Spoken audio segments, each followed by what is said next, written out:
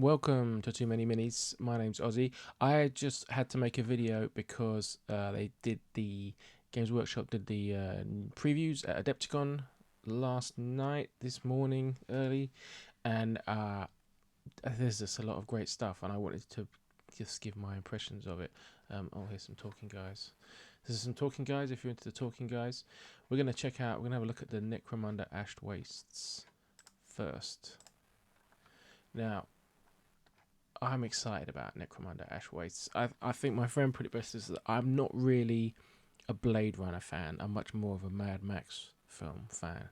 So the Ash Wastes is way more appealing to me than the kind of Underhive. I've kind of, since they announced Ash Wastes, I've kind of got excited about Necromunda to the point where actually now I do quite like the idea of the Underhive. But what I want to do is I want to build a board to play Ash Wastes games on, a kind of little outpost market, buying and selling, kind of, hanging on to the crazy terrain, just eking a living kind of thing board, which I can use for Ash Waste and Kill Team. That's my goal.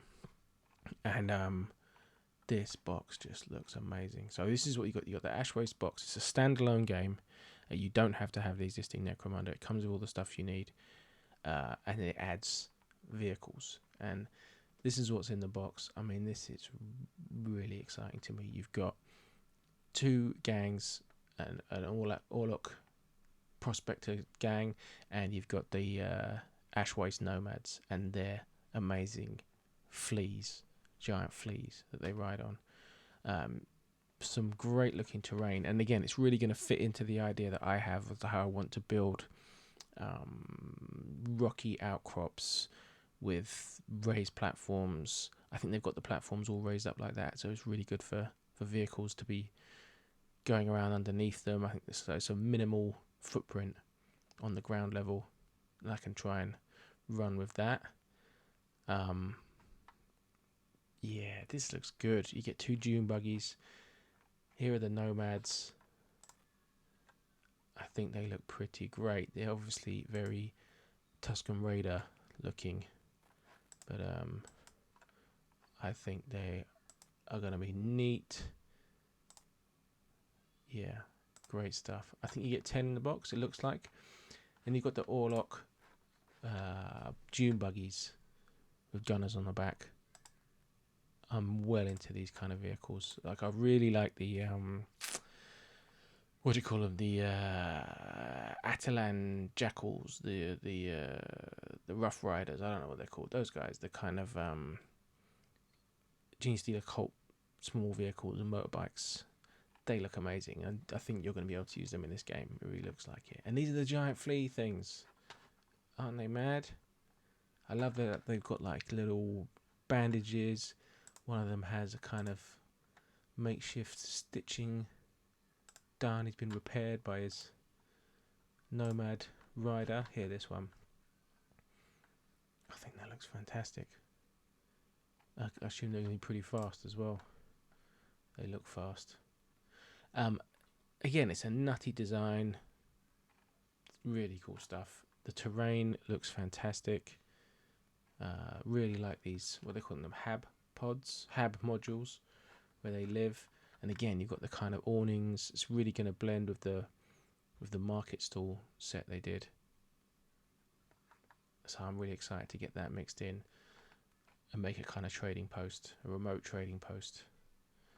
I bought a few bits of Necromunda terrain and 40k terrain in the price rise panic buy.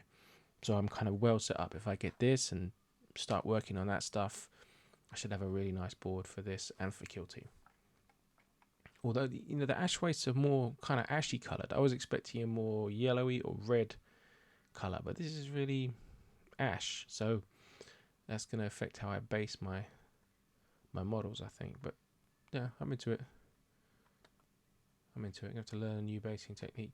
You get a full rulebook, so you can learn Necromunda rules. You get the original Necromunda dice, and then you get these yellow dice, which are for the vehicle combat. So it looks like you've got a kind of losing control of your vehicle dice, random directions.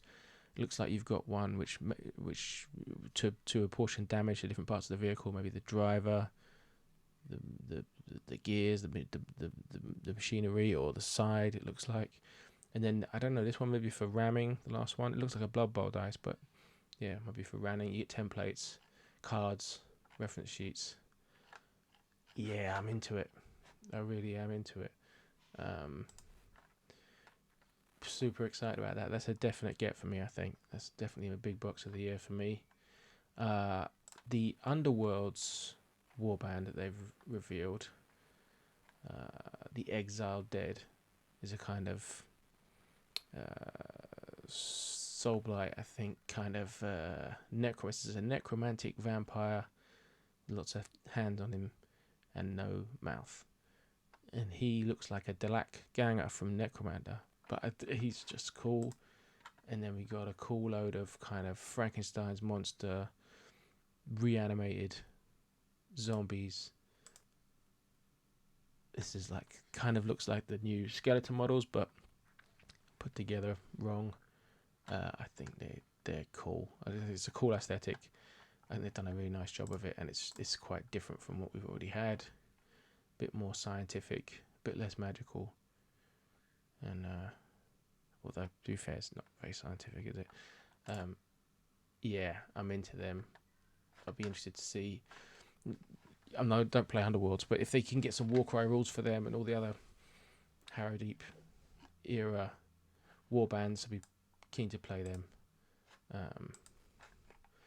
It's Chaos Knights. I'm not really interested in knights. I like miniatures, and these are big, so I'm not crazy interested in them.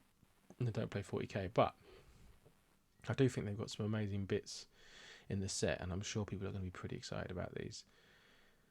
They're really ornate models. I know people have been doing Chaos Knights with their Imperial Knights for a while, but this gives you all the bits you need, really. I mean, really, to chaos it up a lot more. I love these kind of vultures perched on the top of this one, and the big horned face and the tentacle arm. Everything on this one is good to me. That looks fantastic.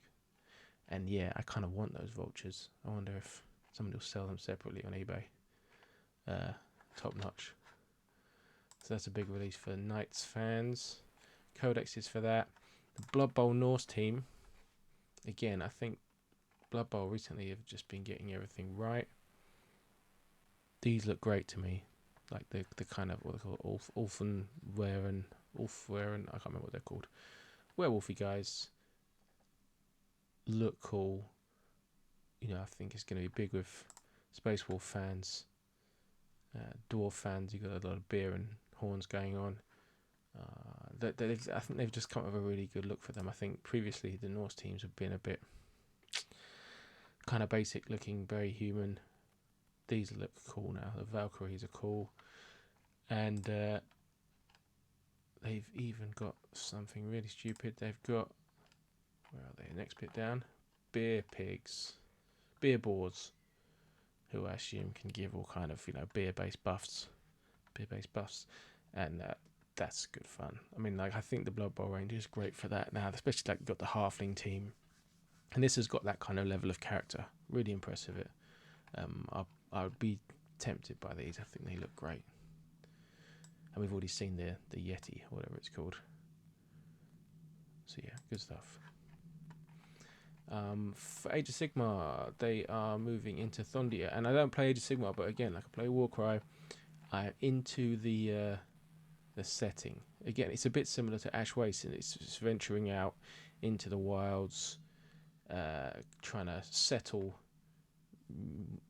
savage lands that are set against you, building these settlements. So you've got this half-built, Sigmarite kind of terrain, and some cool kind of crate dragon looking terrain. I think this is nice terrain. I'm into this stuff.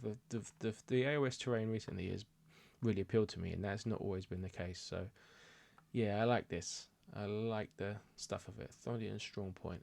I think it's a strong set.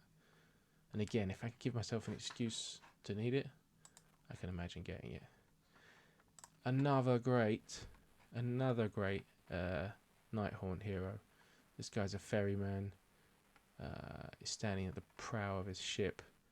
I just think he's fantastic. I really like the previous one that's coming out in the new battle box thing, but like these guys are just so cool. I really like the Nighthorn heroes. I think like a whole army of the individual troops is a little bit boring, but the heroes are all fantastic, and in small numbers I think are great into it as a Warcry thing. I've got some of the basic guys to paint up for Warcry, so yeah, I'm into it. I think it's all winners. It's all winners. And then they've got this Horus Heresy game with an incredible cinematic trailer for that. I mean, it's really, if you like big Space Marine stuff, this is good. It's about as good as it gets.